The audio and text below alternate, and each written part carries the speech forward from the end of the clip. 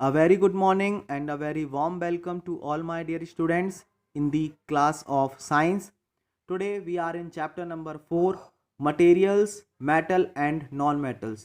आज हम लोग इस चैप्टर को स्टार्ट करेंगे। बहुत ही इंटरेस्टिंग चैप्टर है। आई होप आप लोग इस चैप्टर को बहुत अच्छे से एंजॉय करने वाले हैं। My dear students, materials, what do you understand by the term materials? यहाँ पर डेफिनेशन हमने लिखी हुई है। The substances use to make things called materials.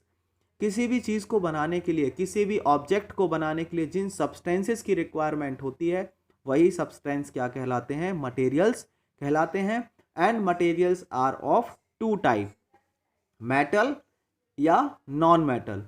कुछ मटेरियल्स जो होते हैं वो मेटल होते हैं और कुछ नॉन मेटल्स होते हैं। तो हमें ये कैसे पता चलेगा कि मेटल है या नॉन मेटल है? तो इस चैप्टर में हम लोगों को ऐसी ही कुछ प्रॉपर्टीज़ के बारे में पढ़ना है, फिजिकल प्रॉपर्टीज़ और केमिकल प्रॉपर्टीज़, जिससे हम लोग ये डिस्टिंग्विश कर सकते हैं कि कोई भी मटेरियल मेटल है या नॉन मेटल है। You are familiar with a number of materials like iron, aluminium, copper. आपने बहुत सारे मटेरियल्स के नाम सुने हैं, hydrogen, copper, water. These are all what? These are materials. ये सारे क्या हैं? मटेरियल्स हैं। सो इनके अपीयरेंस की अगर हम बात करें, हार्डनेस की अगर हम बात करें, तो आप देख सकते हैं यहाँ पर टेबल 4.1 में दिया हुआ है। मटेरियल्स एंड ऑब्जेक्ट दिया हुआ है। Appearance shiny and dull, hardness very hard and not very hard. So iron का जो अपीयरेंस होता है वो शाइनी होता है। आयरन शाइन करता है, चमकता है। और हार्डनेस की अगर बात करें तो हार्डनेस उसकी बहुत ज़्यादा होती है, इसलिए यहाँ पर वेरी हार्ड लिखा हुआ है। कोल का जो अपीयरेंस होता है डल होता है और हार्डनेस बहुत हार्ड नहीं होती। उसको अगर आप ब्रेक करेंगे, बीट करेंगे हैमर से, तो वो ब्रेक हो जाएगा।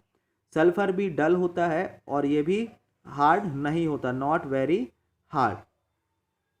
अगर एल्यूमिनियम की बात करें तो ये शाइनी होता है, शाइन करता है और ये भी हार्ड होता है, इसमें भी हार्डनेस होती है। कॉपर की अगर हम बात करें तो कॉपर भी शाइनी होता है बट हार्ड नहीं होता, वो बेंट हो जाता है इजीली। अगर आप उसको करें, कॉपर की वायर्स बनाई जा सकती हैं, तो इसका भी क्या होगा? Not very hard. तो इसी तरीके से अदर ऑब्जेक्ट्स के लिए, अदर मटेरियल्स के लिए भी आप इस टेबल को आगे कंटिन्यू कर सकते हैं। Can you name the material which are metals? The rest of the materials in table 4.1 are non-metal. यहाँ पर दिया हुआ है, देख सकते हैं। Can you name the materials which are metals? Iron, aluminium and copper. These are metal. And remaining coal and sulfur is what? ये non-metal हैं। अब ये डिस्टिंग्विश कैसे हुआ?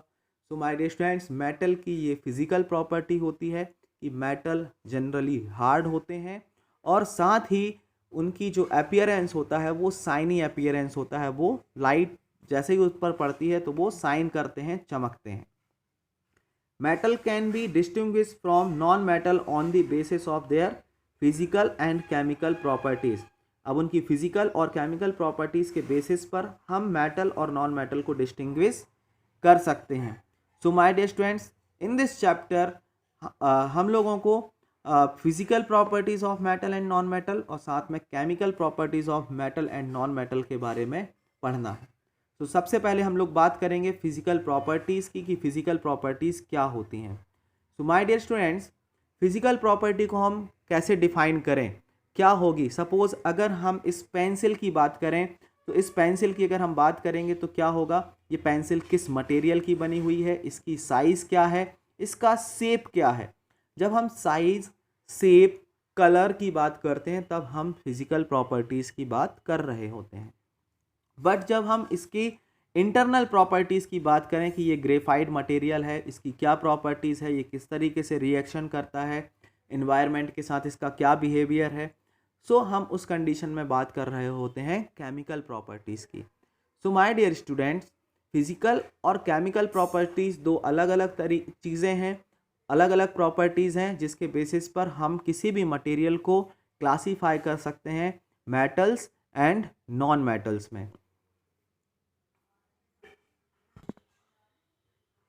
सो माय डियर स्टूडेंट्स, यहाँ पर ऊपर जो हम लोगों ने टेबल 4.1 अभी पढ़ रहे थे, इसमें जो हम लोगों ने प्रॉपर्टीज़ देखी हैं, shiny, dull, very hard, not very hard, ये जो प्रॉपर्टीज़ हैं ये किसी भी मटेरियल की फिजिकल प्रॉपर्टीज़ हैं जिसके बेसिस पर हम लोग ये बता सकते हैं कि मेटल्स है या नॉन मेटल है।